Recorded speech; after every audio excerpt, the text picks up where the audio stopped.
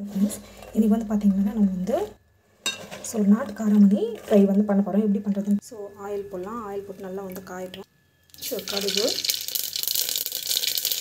சீரகம் நல்லா வந்து வதக்கிட்டாங்க. நல்லா வந்து பார்த்திங்கன்னா ஜிஞ்சர் கார்லிக் பேஸ்ட்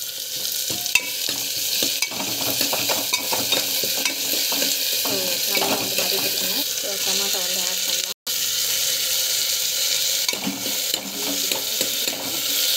உப்பு வந்து தேவையான அளவுக்கு உப்பு போட்டுக்கலாம். பெருங்காயம் வந்து தேவையான அளவுக்கு பெருங்காயம் வந்து ஆட் பண்ணிக்கலாம்.